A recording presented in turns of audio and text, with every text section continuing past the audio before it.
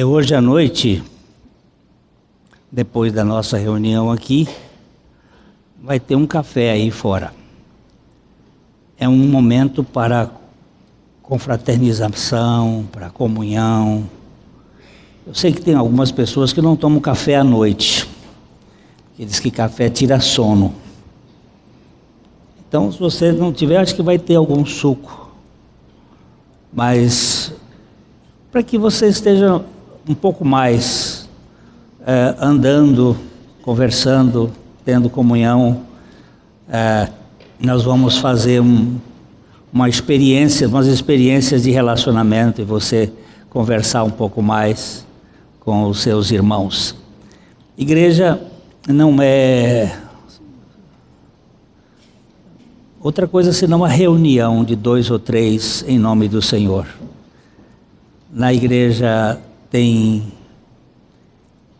adoração, tem partir de pão, tem comunhão, essas coisas todas fazem parte da vida da igreja.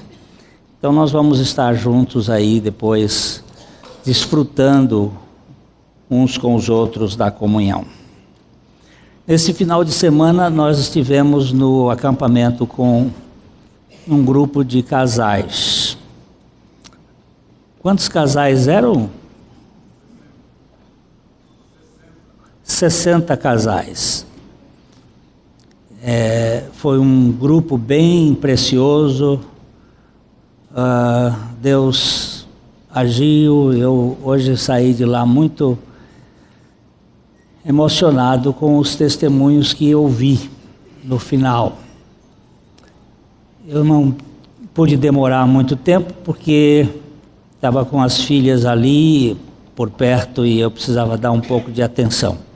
Mas foi um tempo muito precioso. Eu não sei se vocês combinaram alguma coisa de fazer aqui hoje, não? Ok.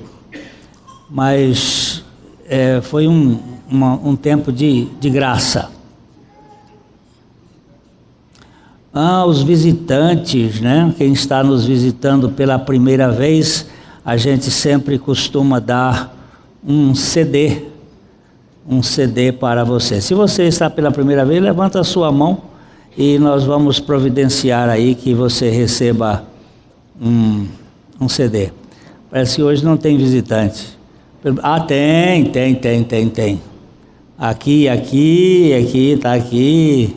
Por favor, vocês são muito bem-vindos. Lá atrás também temos. Muito bem-vindos a estar conosco aqui.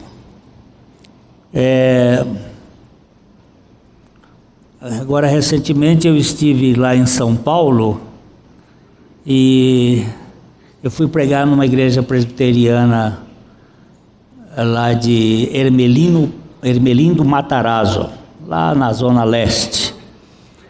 E tinha um rapagão bonito. Eu acho que ele está perdendo a oportunidade de ir para Hollywood. Rapaz bonito como aquele, só o Jefão. O Jefão ficou todo cheio, e a mulher dele mais ainda. Mas ele me contou que ele fugiu de Deus o quanto ele pôde. Mas ele tem um irmão que fazia estudos lá no Transamérica da Higienópolis, quando a gente ia pregar lá. E o irmão dele dava CDs para ele, mas ele não queria. Ele não se interessava. Como todas as pessoas não buscam a Deus, é Deus que busca as pessoas. Mas um dia ele pegou o carro do irmão e no carro do irmão tinha um CD colocado lá. E esse CD Deus usou para tocar aquela vida. Ele disse para mim assim: Glênio, eu hoje ouço em média 3 CDs por dia do ministério lá de Londrina. Porque no trânsito de São Paulo a gente fica parado e eu não quero saber de música, eu quero ouvir a palavra de Deus e tenho sido edificado com ela. A alegria desse moço é uma coisa impressionante. O Evangelho tem esse poder de libertar-nos e de encher o nosso coração da alegria de Cristo. Nós vamos continuar aqui hoje no livro de Daniel. Hoje nós vamos para o capítulo 5. Mas não devia ir para o capítulo 9? Nós não terminamos o capítulo 8? Mas o livro de Daniel ele não está cronologicamente colocado. O capítulo 1, 2, 3, 4, eles são cronológicos. Depois do capítulo 4 vem o capítulo 7. Na ordem. Depois o capítulo 8, depois o 5, depois o 9, depois o 6, depois o 10, o 11 e o 12. Essa é a ordem cronológica do livro de Daniel. E nós estamos seguindo esta ordem. Nos 6 primeiros capítulos nós temos história. Do capítulo 7 em diante nós temos profecia. Nós já vimos 2 profecias através de duas visões. A visão do capítulo 7, a primeira visão no primeiro ano do reinado de Beltesazar. E no capítulo 8 nós vimos a segunda visão no terceiro ano do rei Beltesazar. Agora nós estaremos vendo a história do final da vida do rei Beltesazar. Beltesazar, ele era um filho de Nabonido. Nabonido era filho de Nabucodonosor. Então, portanto, ele era um neto de Nabucodonosor. E ele era um corregente, ele não era o rei. O rei era o Nabonido, mas ele era um corregente que ficou durante 9 anos, enquanto o pai dele lutava na guerra contra os persas e outros povos antigos. E ele estava no governo. Então, este capítulo conta a história de um banquete trágico. Um banquete quando você não tem noção do que pode acontecer. É aquilo que é sagrado e aquilo que é profano. Então nós vamos ler o capítulo todo, a Ruth vai ler o capítulo todo para a gente se inteirar e depois nós vamos pensar algumas realidades e procurar verificar o que se trata desse evangelho no livro aqui de Daniel capítulo 5. O rei Beltesazar deu um grande banquete a 1000 dos seus grandes e bebeu vinho na presença dos 1000. Enquanto Beltesazar bebia e apreciava o vinho, mandou trazer os utensílios de ouro e de prata que Nabucodonosor, seu pai, tirara do templo que estava em Jerusalém, para que neles bebessem o rei e seus grandes, as suas mulheres e concubinas. Então trouxeram os utensílios de ouro que foram tirados do templo da casa de Deus que estava em Jerusalém. E beberam neles o rei, os seus grandes e as suas mulheres e concubinas. Beberam o vinho e deram louvores aos deuses de ouro, de prata, de bronze, de ferro, de madeira e de pedra. No mesmo instante apareceram uns dedos de mão de homem e escreviam defronte do candeeiro na caiadura da parede do palácio real. E o rei via os dedos que estavam escrevendo. Então se mudou o semblante do rei e os seus pensamentos o turbaram. As juntas dos seus lombos se relaxaram e os seus joelhos batiam um no outro. O rei ordenou em voz alta que se introduzissem os encantadores, os caldeus e os feiticeiros. Falou o rei e disse aos sábios da Babilônia: qualquer que ler essa escritura e me declarar a sua interpretação, será vestido de púrpura, trará uma cadeia de ouro ao pescoço e será o terceiro do meu reino. Então entraram todos os sábios do rei, mas não puderam ler a escritura, nem fazer saber ao rei a sua interpretação. Com isto se perturbou muito o rei Belsazar, e mudou-se-lhe o semblante, e os seus grandes estavam sobressaltados. A rainha mãe, por causa do que havia acontecido ao rei e aos seus grandes, entrou na casa do banquete e disse: Ó rei, vive eternamente, não te turbe os teus pensamentos, nem se mude o teu semblante. Há no teu reino um homem que tem o espírito dos deuses santos. Nos dias de teu pai, se achou nele luz e inteligência, e sabedoria como a sabedoria dos deuses. Teu pai, o rei Nabucodonosor, sim, teu pai, ó rei, o constituiu chefe dos magos, dos encantadores, dos caldeus e dos feiticeiros. Porquanto espírito excelente, conhecimento e inteligência, interpretação de sonhos, declaração de enigmas e solução de casos difíceis se acharam neste Daniel, a quem o rei pusera o nome de Beltesazar. Chame-se, pois, a Daniel, e ele dará a interpretação. Então Daniel foi introduzido à presença do rei. Falou o rei e disse a Daniel: És tu aquele Daniel dos cativos de Judá, que o rei meu pai trouxe de Judá?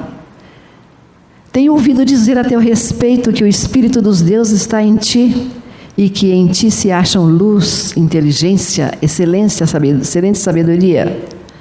Acabam de ser introduzidos à minha presença os sábios e os encantadores, para lerem essa escritura e me fazerem saber a sua interpretação, mas não puderam dar a interpretação destas palavras. Eu, porém, tenho ouvido dizer de ti que podes dar interpretações e solucionar casos difíceis. Agora, se puderes ler esta escritura e fazer-me saber a sua interpretação, serás vestido de púrpura, terás cadeia de ouro no pescoço e serás o terceiro no meu reino. Então respondeu Daniel e disse na presença do rei: Os teus presentes fiquem contigo, e dá os teus prêmios a outrem. Todavia, lerei ao rei a escritura, e lhe farei saber a interpretação. Ó rei, Deus, o Altíssimo, deu a Nabucodonosor teu pai o reino e grandeza, glória e majestade. Por causa da grandeza que lhe deu, povos, nações e homens de todas as línguas tremiam e temiam diante dele. Matava a quem queria, e a quem queria deixava com vida. A quem queria exaltava, e a quem queria abatia. Quando, porém, o seu coração se elevou, e o seu espírito se tornou soberbo e arrogante, foi derribado do seu trono real, e passou dele a sua glória. Foi expulso dentre os filhos dos homens, seu coração foi feito semelhante ao dos animais, e a sua morada foi com os jumentos monteses. Deram-lhe a comer erva como aos bois, e do orvalho do céu foi molhado o seu corpo, até que conheceu que Deus, o Altíssimo, tem domínio sobre o reino dos homens, a quem quer constitui sobre ele. Tu, Belsazar, que és seu filho, não humilhaste o teu coração, ainda que sabias tudo isto, e te levantaste contra o Senhor do céu, pois foram trazidos os utensílios da casa dele perante ti, e tu e os teus grandes e as tuas mulheres e as tuas concubinas bebestes vinho neles.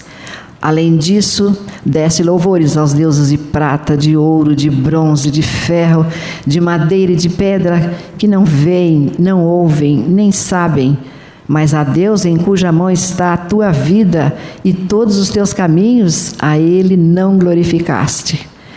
Então, da parte dele foi enviada aquela mão que traçou esta escritura. Esta, porém, é a escritura que se traçou: Mene, Mene, Tekel e Parzim. Esta é a interpretação daquilo. Mene, contou Deus o teu reino e deu cabo dele. Tekel, pesado foste na balança e achado em falta. Pérez, dividido foi o teu reino e dado aos medos e aos persas. Então mandou Belsazar que vestissem Daniel de púrpura e lhe pusessem a cadeia de ouro ao pescoço, e proclamassem que passaria a ser o terceiro no governo do seu reino. Naquela mesma noite foi morto Belsazar, rei dos caldeus, e Dario, o Medo, com cerca de 62 anos, se apoderou do reino. Ó Senhor, tem misericórdia de nós. Vamos para o começo agora, para o versículo 1. Beltesazar deu um banquete. Um banquete para 1000, um grande banquete. Para 1000 dos seus grandes, era a elite. E bebeu vinho na presença dos 1000. Era um grande banquete, uma grande festa. E ele agora fez uma coisa que não deveria fazer, como nós também muitas vezes fazemos. Veja o versículo 2. Enquanto Beltesazar bebia e apreciava o vinho, mandou trazer os utensílios de ouro e de prata, que Nabucodonosor, seu pai, tirara do templo que estava em Jerusalém, para que neles bebessem o rei, os seus grandes, as suas mulheres e as suas concubinas. Quando Nabucodonosor tomou a cidade de Jerusalém, cerca de 605 antes de Cristo, ele saqueou o templo. Ele tirou tudo que ele pôde tirar. Alguns utensílios ele não pôde tirar, porque esses utensílios foram escondidos. Foram retirados antes e foram guardados. Um desses utensílios foi o candelabro. Outro utensílio retirado foi a arca. Eles não fazem parte da lista que Esdras e Neemias dão, e o livro de Crônicas dão, desses utensílios que foram retirados do templo. Muitos desses utensílios eram de ouro e de prata e serviam para o culto. O culto hebraico, ele era muito representativo. Ele não era muita formalidade, mas eles tinham muita representação, porque tinha sacrifício, tinha lavagem, tinha incenso, tinha luz, tinha pão. Ele era muito cheio de representatividade e muitos utensílios. Esses utensílios eram sagrados, separados somente para o uso do Senhor. Eles eram ungidos com o óleo santo. Este óleo santo só poderia ser colocado nestes utensílios e no sumo sacerdote, e tudo que ele colocava é como se tornava absolutamente do Senhor, não poderia ser usado em qualquer outro aspecto. Vamos dizer o seguinte: este corpo aqui, ele é um vaso.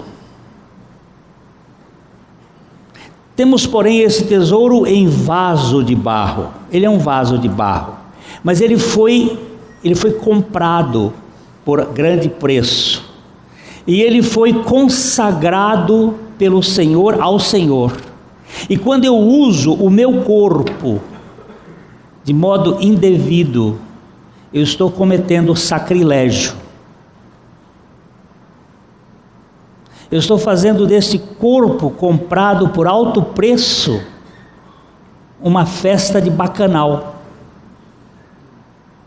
Esta festa aqui, você vai verificar que tinha mulheres e concubinas. Nenhum rei fazia uma festa com mulheres. Era só os homens. Se você for ver depois do livro de Esther, Para que Esté entrasse na presença do rei, teve todo um ritual. Porque as mulheres, mesmo as rainhas, não poderiam entrar. Você percebe que a rainha mãe não estava nessa festa. Ela estava fora. O que aconteceu naquela festa foi a banalização do que é santo. E este rei Beltesazar sabia do que tinha acontecido ao seu avô, que aqui a Bíblia chama pai, às vezes usa a palavra pai, mas é assim como eu digo para o meu neto Felipe, meu filho. É como um descendente de Davi é chamado de filho de Davi. Davi, meu pai. Mas na verdade Beltesazar não era filho, mas neto de Nabucodonosor. E ele perdeu a sua sensatez pelo vinho. Por isso que a Bíblia diz assim: não vos embriagueis com vinho em que há dissolução. Não há nenhuma proibição bíblica que eu veja que não se possa beber vinho, mas há proibição bíblica para você não se embriagar com vinho. Porque quando você se embriaga, você perde a lucidez, você perde a sensatez. É na embriaguez que muitas pessoas caem em situações e enredos que vão longe demais. Quando ele bebia, a Bíblia diz que e apreciava o vinho, mandou trazer os utensílios de ouro e de prata que o seu pai Nabucodonosor tinha tirado de Jerusalém. Queridos, eu quero só ressaltar aqui: o que é sagrado e será sagrado para sempre.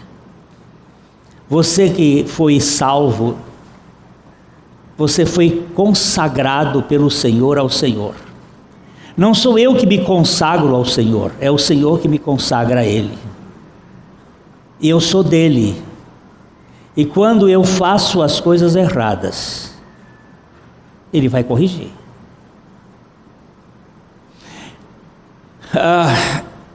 Quando um jogador de futebol cristão joga futebol para a sua própria glória, ele está profanando o templo de Deus. Mas quando ele joga para a glória de Deus, e aí é que está o problema.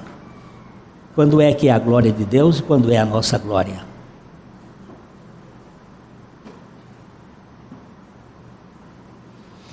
No versículo 3, então nós temos: então trouxeram os utensílios de ouro que foram tirados do templo da casa de Deus, que estava em Jerusalém, e beberam neles o rei, os seus grandes, as suas mulheres e concubinas. Aquilo foi uma festa em orgia. O reino de Deus não é comida nem bebida, mas é justiça, paz e alegria do Espírito Santo. A palavra de Deus diz para a gente ter cuidado para que aquele dia não nos pegue como que na orgia, na bebedice e com as preocupações deste mundo. Naquele momento que isto aconteceu, vamos para o versículo 4. Beberam o vinho e deram louvores aos deuses de ouro, de prata, de bronze, de ferro, de madeira e de pedra. Idolatria. E Nabucodonosor, queridos meus, Nabucodonosor tinha passado por uma experiência com Deus. Quando Daniel vai falar aqui agora para o rei, ele vai contar a experiência que o seu avô teve com Deus. Eu vou dizer uma outra coisa aqui interessante: a minha salvação não garante a salvação dos meus filhos, nem dos meus netos, mas a minha salvação deve implicar em forma de intercessão e de pregação, para que eles sejam também salvos. Só que, normalmente, a terceira geração de quem é salvo vai para o mundo, porque eles se esquecem do Senhor. Isso você pode ler no livro de Juízes, essa história. Quando morria uma geração que conhecia o Senhor, logo a outra que vinha só tinha cultura, e a terceira geração se despencava. Eles estavam ali adorando deuses de pedra, de ouro, de bronze, de ferro.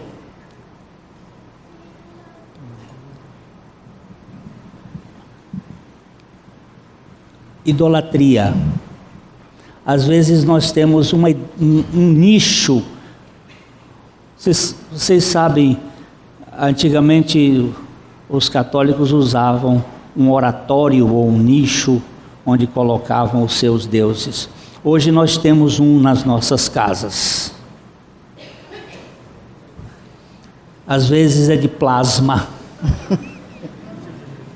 É um pouco maior, onde estão os ídolos deste mundo, fazendo a nossa cabeça, através de novelas, filmes, seriados, onde nós gastamos horas inteiras, sequencialmente, semanalmente, para fazer entretenimento da nossa alma. Por favor, eu não estou fazendo, eu só estou levantando a questão. Nós não estamos aqui para proibir ninguém, e ninguém é proibido de fazer nada, porque cada um come o que gosta e o que quer.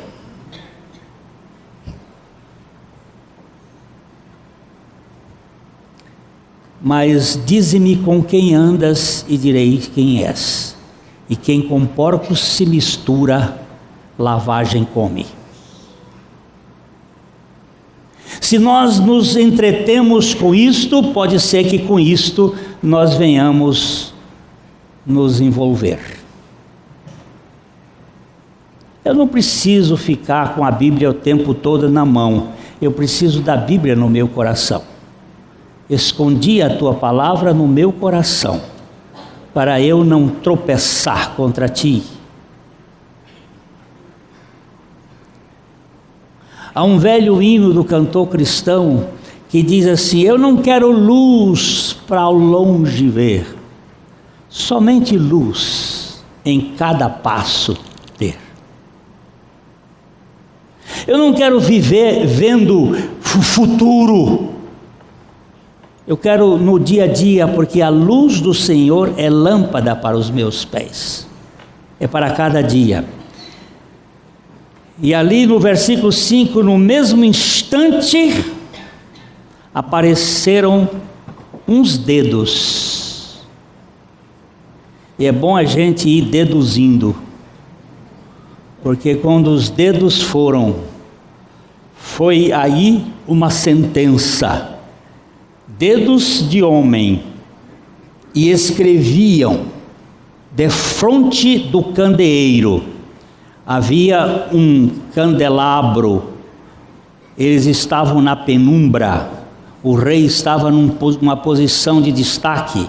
Eu fui ver como é que eles descobriram este lugar na arqueologia, e a plataforma onde sentava o rei, e atrás dele havia uma parede branca, porque ele tinha que sobressair, e o candelabro estava ali, apontando para a parede. E aquela mão escreveu aquelas frases, aquelas 4 palavras de julgamento. E na caiadura é branco, da parede do palácio real, e o rei via os dedos que estavam escrevendo. Aí alguém podia dizer assim: mas se tratava de embriaguez, ele estava tendo alucinação.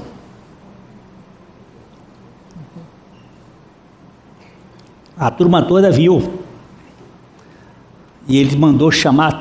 é uma constatação, mandou chamar toda a sua corte de intérpretes. O versículo 6 diz: então se mudou o semblante do rei, e os seus pensamentos o turbaram.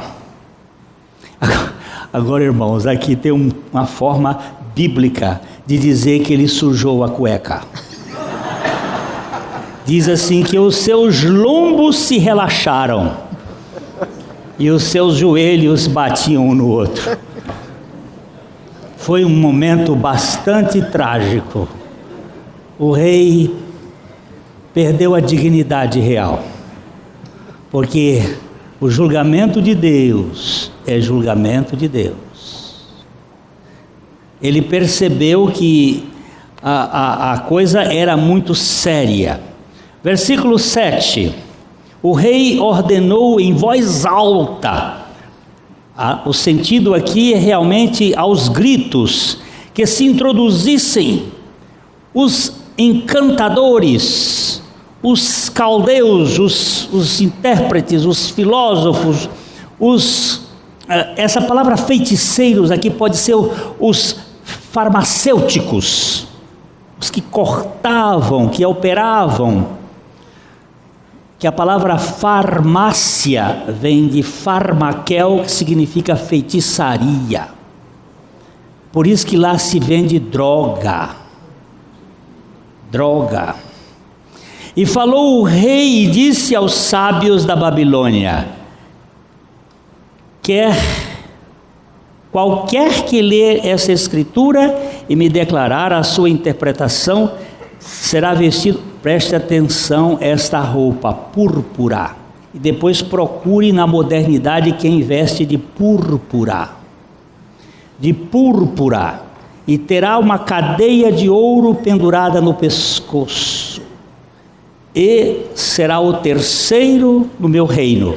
Significava que Nabonido, o seu pai, era o primeiro.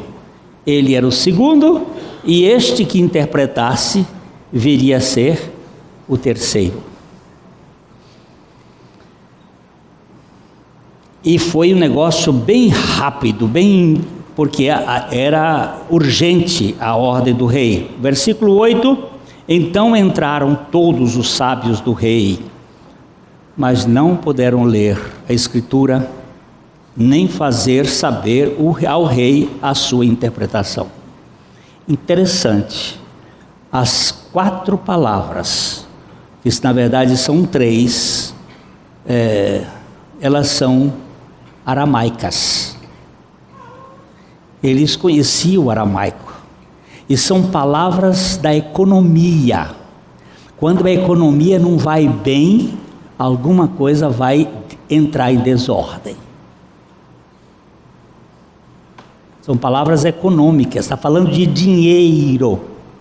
Mene, tekel, urpasim ou peres. Aí você pode olhar que o reino deste mundo comanda sempre com este processo econômico. Mas isto leva ao debacle muitas vezes. O versículo 9: com isto se perturbou muito o rei, que já estava perturbado, e mudou-se-lhe o semblante, e os seus grandes estavam... Essa palavra sobressaltados é uma palavra que ela dá a ideia de realmente eles ficaram apavorados. O que está acontecendo aqui? Agora, não se esqueçam que esta festa foi dada por causa de orgulho. Sabe por quê? A cidade já estava sitiada. O rei Ciro já tinha sitiado a cidade. O rei Ciro já tinha deslocado, feito um canal para retirar o rio Tigre, que passava dentro da cidade, para que eles pudessem entrar. E este reizinho, na sua prepotência, o governo em debacle, ele estava dando uma festa, viajando de avião, indo para os lugares mais distantes a custos exorbitantes, enquanto cá embaixo o negócio estava já o caos. Qualquer é mera semelhança.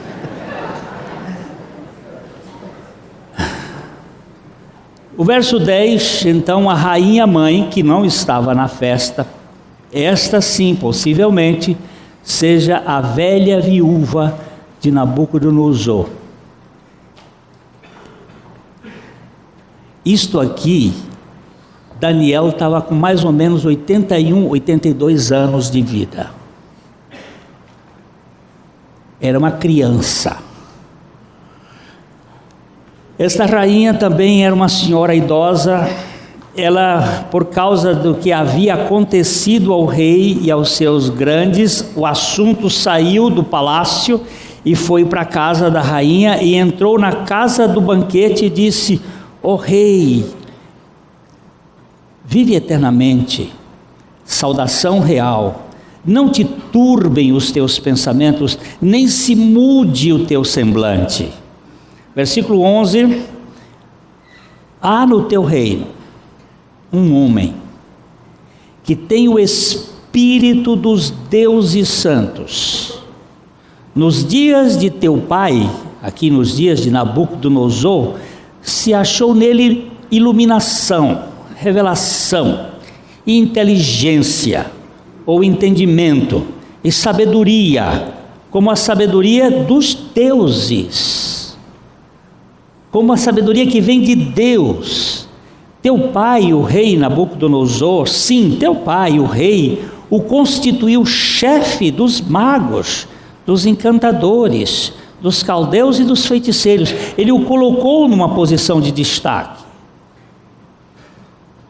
Vamos para frente um pouquinho.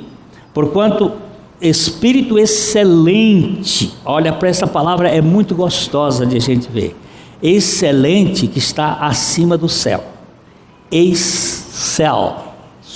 Excelente, um espírito de coisas divinas.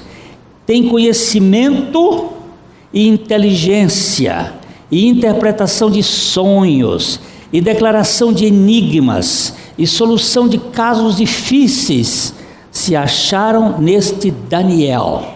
Ela não disse Beltesazar, o nome que Nabucodonosor deu a ele, porque tudo indica que vamos dizer assim, a boca que usa.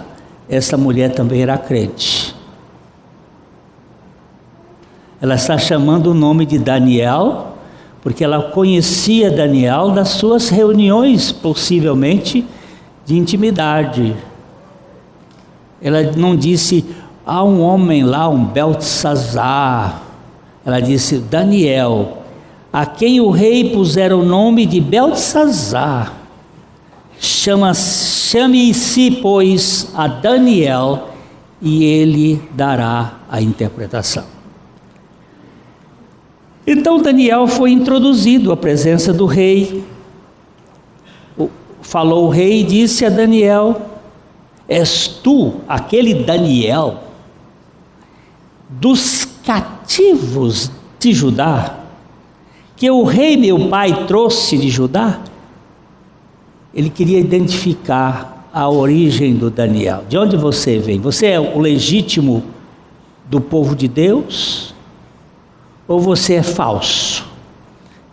E versículo 14: tenho ouvido dizer a teu respeito que o Espírito Santo, vou aqui botar o Espírito dos deuses, que diz, o Espírito dos deuses santos está em ti, e que em ti se acham iluminação, revelação, inteligência, entendimento e excelente sabedoria. Não é a sabedoria terrena, que é animal, que é demoníaca, que gera desordem. É a excelente sabedoria que vem do alto, que é primeiramente pacífica, pura. E então ele disse: e acabam de ser introduzidos à minha presença os sábios, os encantadores, para lerem as Escrituras e me fazerem saber a sua interpretação, mas não puderam dar a interpretação dessas palavras. Eles não sabem. E então no verso 16, eu porém tenho ouvido dizer de ti. Você sabe como é que se evangeliza?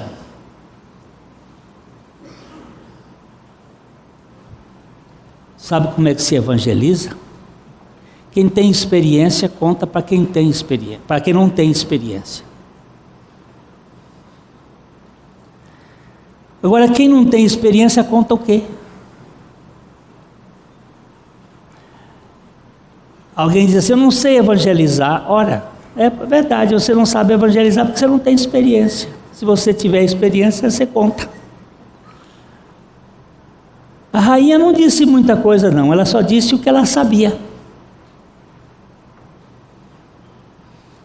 Eu tenho ouvido dizer de ti que podes dar interpretações e soluções de casos difíceis. Agora, se podes ler essa escritura e fazer-me saber a sua interpretação, serás vestido de púrpura, terás cadeia de ouro ao pescoço e serás o terceiro no meu reino. Promessinha muito furrela, sabe por quê? Porque o reino dele estava no fim. Ele prometeu um ministério que não teve mais do que umas poucas horas. Estava no fim. O verso 17: então respondeu Daniel e disse à presença do rei: eu não aceito propina, eu não faço parte de petrolão, nem de mensalão, nem de coisa nenhuma. Os teus presentes fiquem contigo e dá os teus prêmios a outrem, porque eu não sou daqueles que recebem negócio. A minha origem é outra. Todavia lerei ao rei a escritura e lhe farei saber a interpretação. Ele já tinha feito isso para Nabucodonosor, e ele procurou a Deus e fez, e chamou seus colegas de exílio e fez uma reunião de oração, e ele sabia como fazer. Então ele olhou e a coisa era urgente. Ele disse: ó rei, o Deus o Altíssimo, por favor, queridos meus, esta palavra aqui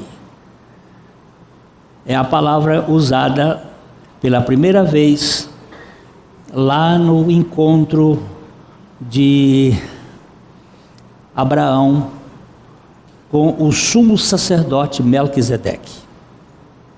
Ele era sumo sacerdote do Altíssimo. E Jesus faz parte dessa mesma origem. É o sumo sacerdócio da excelência da redenção. O Altíssimo deu a Nabucodonosor, deu, verbo dar. Não foi que Nabucodonosor, nenhum rei, é dado a ele por Deus, porque nenhuma autoridade tem qualquer pessoa se do céu não lhe for dada. É que nós não entendemos isso, a gente pensa que conquista.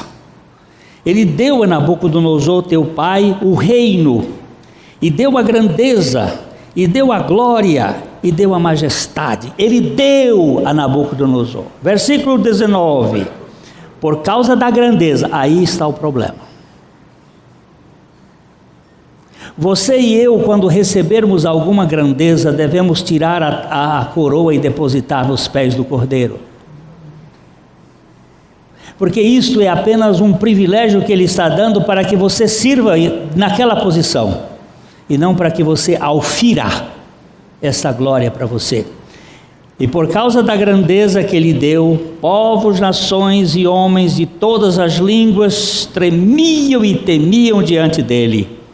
Você vê que Ele tinha um poder tirânico. Ele matava a quem queria, e a quem queria deixava de com vida, a quem queria exaltava, e a quem queria abatia.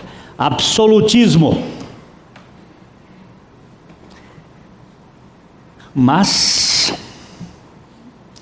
Quando, porém, o seu coração se elevou.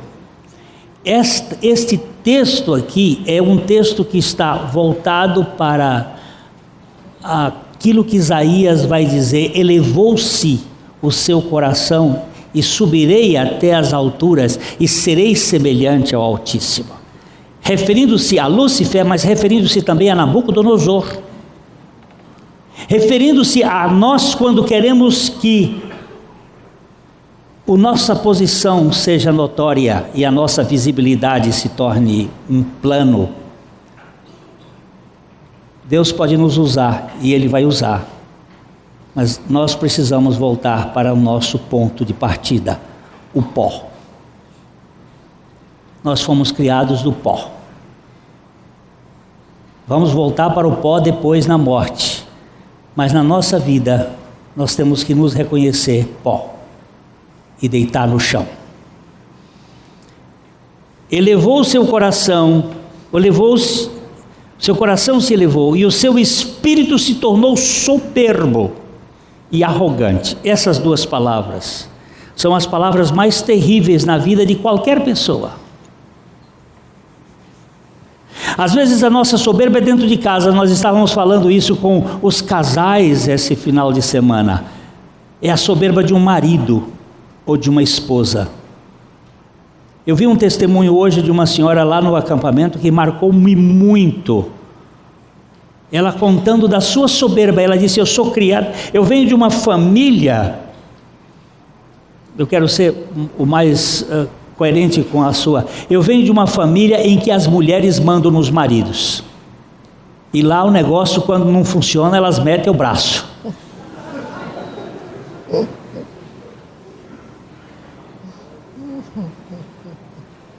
Ô Mário, qual foi o termo de quebrantamento que ela usou hoje?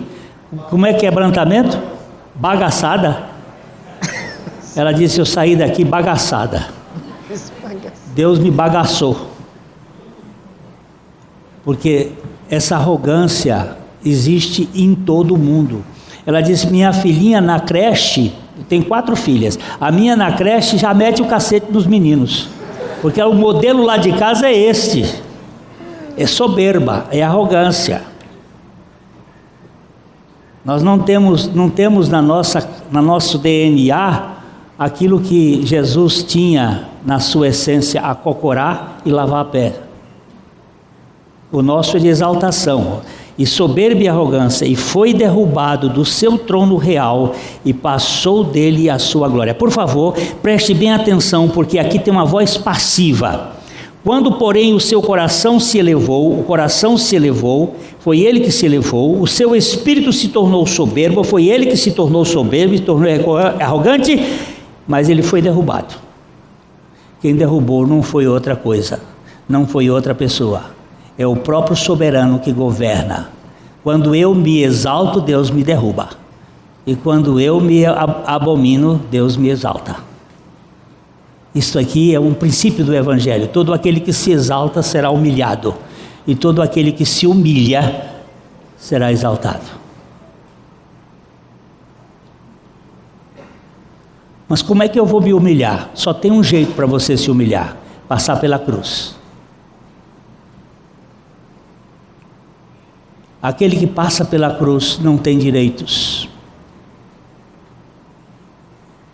não tem mais prerrogativas. Mas você não sabe quem eu sou. Não, eu não sei nem você. Porque se você soubesse quem você é, você iria lamber o chão. Então passou a sua glória, foi expulso dentre os filhos dos homens. O seu coração foi feito semelhante ao dos animais, a sua morada foi com o dos jumentos monteses. Deram-lhe a comer erva com os bois, como aos bois, e do orvalho do céu foi molhado seu corpo até. Eu estou procurando os atés da Bíblia. Até. até que do alto sejais revestido de poder. Até que Deus, presta atenção, por favor, a obra de Deus começa em Deus, é feita por Deus e vai para Deus. Até que Deus, o Altíssimo, que tem domínio sobre o reino dos homens, e a quem quer constitui sobre ele, Deus vai fazer a obra na sua vida. É Deus. Deus vai permitir o fracasso na sua vida, eu e você arrogantezinhos de meia tigela. Porque nós não temos nem condições de sermos arrogantes como Nabucodonosor. Mas somos arrogantezinhos na nossa casa. Quando não queremos perdoar aquele que nos ofende.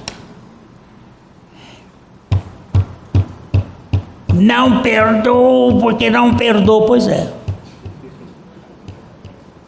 O Altíssimo vai providenciar algumas coisas na vida, porque na sua infinita misericórdia, Ele tem uma pedagogia muito boa e uma didática fantástica, e Ele usa o sofrimento como ilustração para quebrantar, para bagaçar.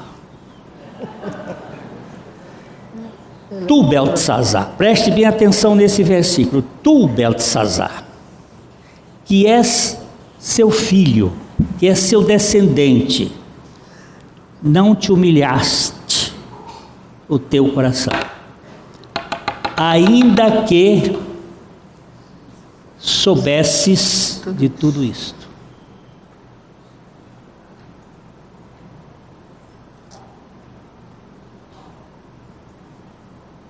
Às vezes a gente sabe, conhece Bíblia, conhece, mas o nosso coração é altivo, é soberbo, é arrogante. Nós não nos curvamos. Tu sabias de tudo isto, que tudo isso não aconteceu fora da tua família e fora da tua história. Aconteceu aí. Tu conheceste que o teu avô Nabucodonosor pastou 7 anos.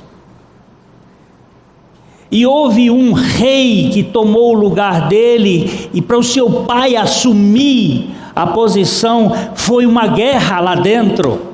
E você conhece de tudo isso, mas o seu coração é altivo.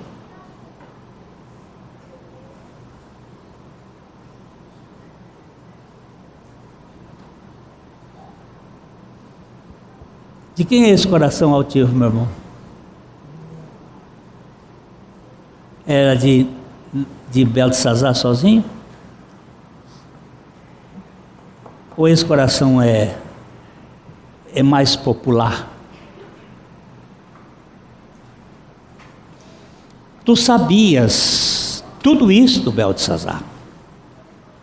Agora, e te levantaste contra o Senhor dos céus, pois foram trazidos, moço, você perdeu a cabeça, você foi pegar aquilo que é mais sagrado para o meu Deus, as coisas santas, e você está utilizando perante ti, e tu e os teus grandes, e as tuas mulheres, e as tuas concubinas, e bebeste vinho neles.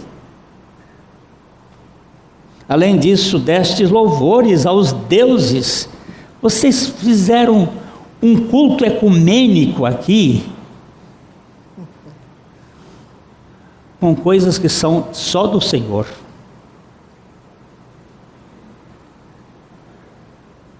E você não deu ao Deus em cuja mão está a tua vida e todos os teus caminhos, e não glorificaste a Ele?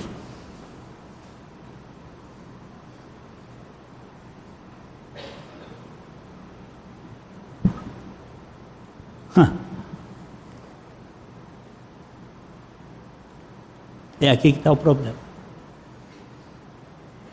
E todos nós corremos o risco Vamos terminar a leitura e terminar o versículo 24. Então, da parte dele, da parte do Deus Altíssimo, do Deus Todo-Poderoso, foi enviada aquela mão que traçou essa escritura. Esta, pois, é a escritura que traçou. Mene, mene, tekel, parsim. Outra versão usa u parsim, porque o u é o e que está aí. O u é o e, que a minha coisa acabou. É o e. E parsim. Parsim é o plural de Pérez. Algumas outras dão Pérez. Então vamos ver aqui rapidinho. 25. Esta é a interpretação. Mene. Joaquim Scarpim, você é o quê? Sua profissão? Contador. É aqui.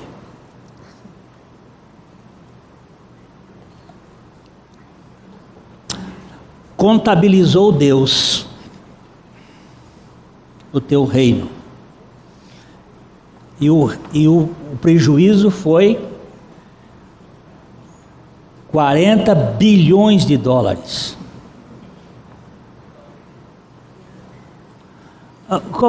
Não está escrito assim não é? Então vamos dizer, contabilizou Deus o teu reino e ele chegou ao fim.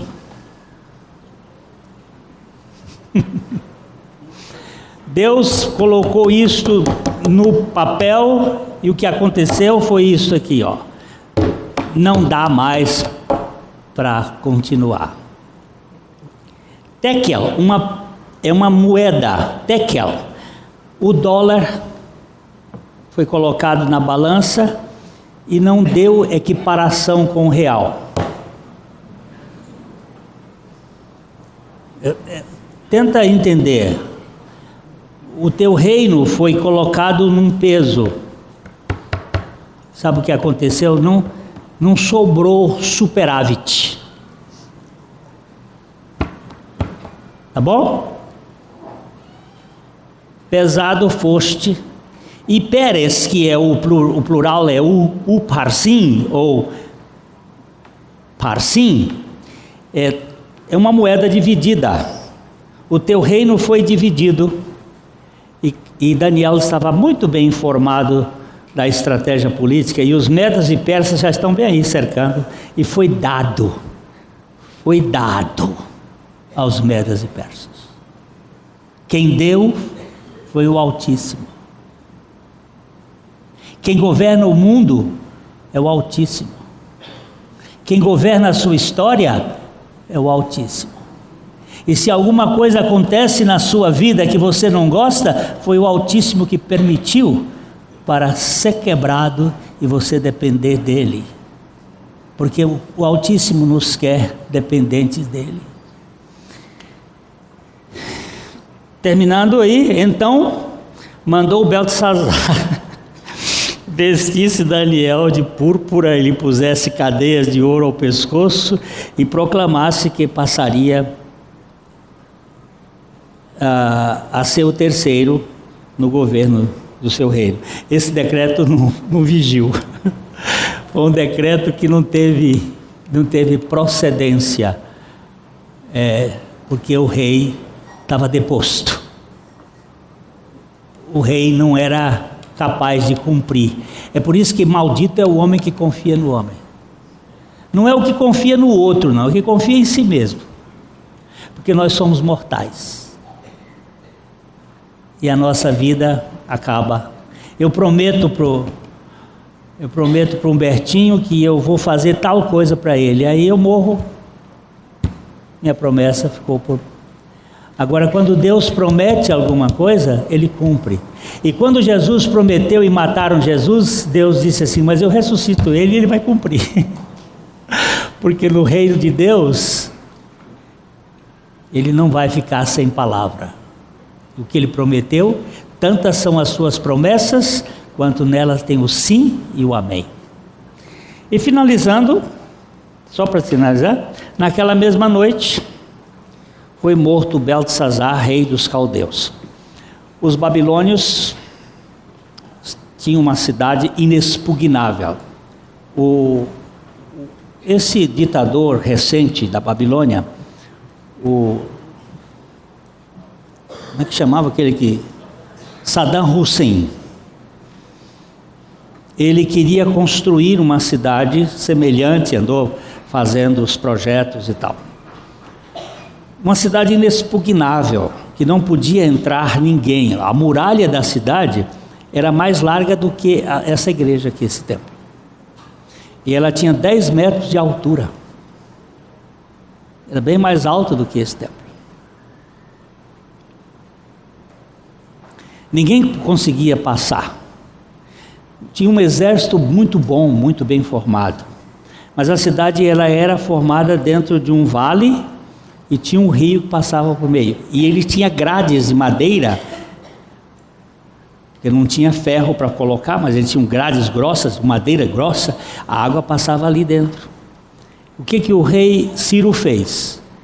Ele mudou o curso do rio Tigre, fez um canal, fez o rio passar por outro lugar, ali se secou, botou fogo na madeira, entrou, o seu exército tombou, e o Beltesazar estava bel prazer lá, tomando o seu banquete, e Deus mudando a história. Deus é que escreve a sua história. Agora, ele escreveu muito bem na cruz do Calvário.